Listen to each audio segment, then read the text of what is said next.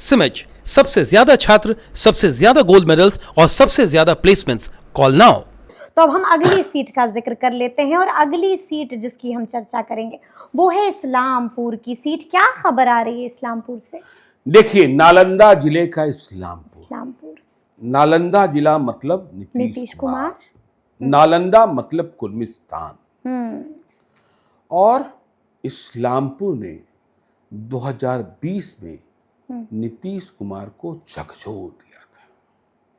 नीतीश कुमार की party JDU को रुला दिया था। देखिए, नीतीश कुमार सबसे पहले परेशान हुए 2015 में।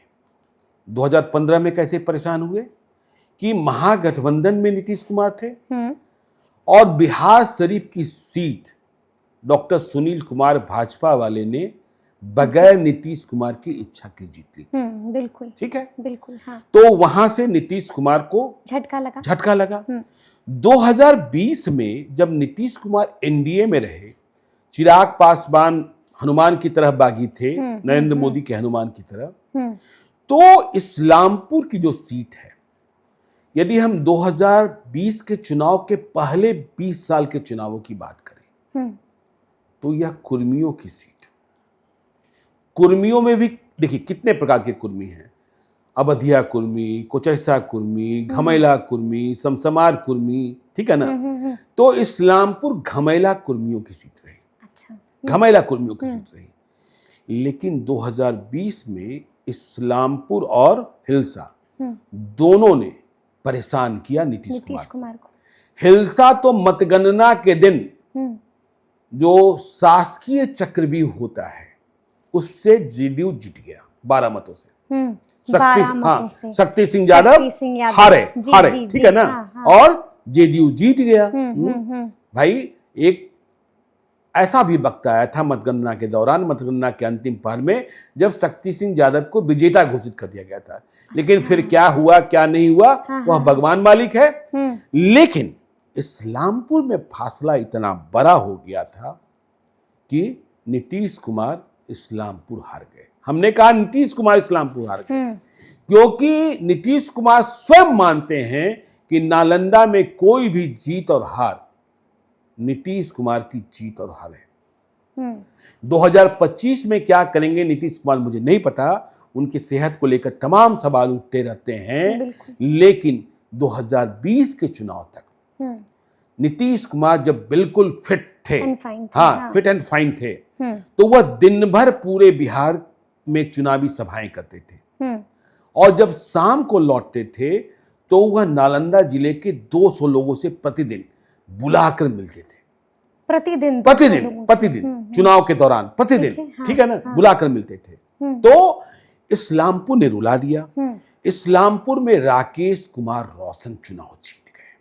हमने कहा 2020 के पहले 20 साल में यहां गैर कुर्मी कोई चुनाव नहीं जीता था। राकेश कुमार रोशन यादव, तेजस्वी यादव, लालू यादव के सिपाही चुनाव जीत गए।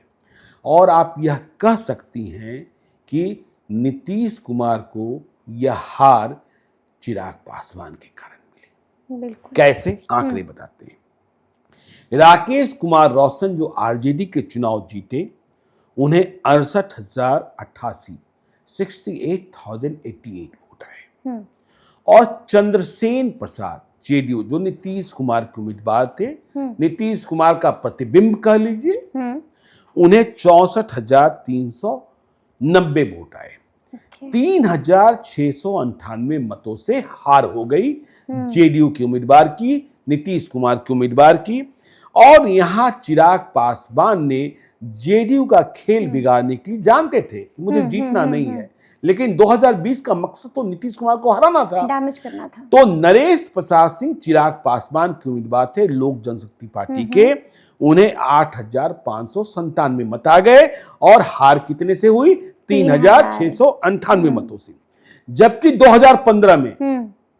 2015 में चंद्रसेन प्रसाद जेडीयू वाले 66,587 मतों से चुनाव जीते थे।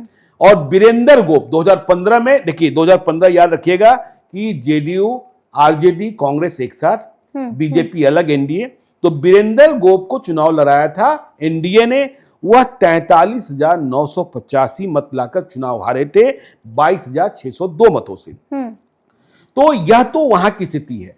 अब देखिए सामाजिक समीकरण, हमने कहा कि यहां कुर्मी ही जीतते रहे हैं, लेकिन लोग कहते हैं कि ऐसा नहीं है कि कुर्मी और यादव की जो कुल संख्या है उसमें बहुत बड़ा फासला है। अच्छा। बहुत बड़ा फासला नहीं है, छोटा ही फासला है, कुछ हजार का फासला है, लेकिन गोलबंदी हो जाती है।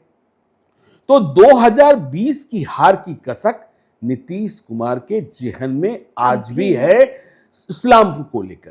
अब 2025 में क्या होगा जी। 2025 में क्या होगा? 2025 में लड़ना तो फिर से जेडीयू को ही है। तो जेडीयू को है, तो देखिए इस्लामपुर से जो ग्राउंड जीरो की रिपोर्ट है, अब बिहार में किसकी सरकार, लाइव सिटीज की गाड़ियां पूरे बिहार में घूमी रही है, जगह जगह पहुंच रही है कि चंद्रसेन प्रसाद को टिकट नीतीश कुमार नहीं देने जा रहे हैं। अच्छा। जो 2020 में हारे, 2015 में जीते, उन्हें टिकट नहीं दिया जा रहा है।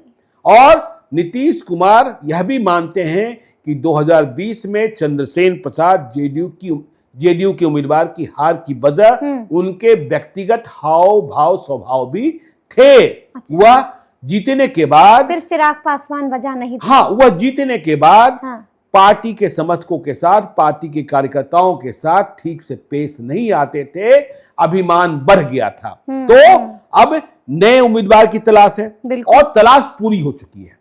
अच्छा, मिल गए, तलाश पूरी हो चुकी है। हम यह कह रहे हैं कि तलाश पूरी हो चुकी है।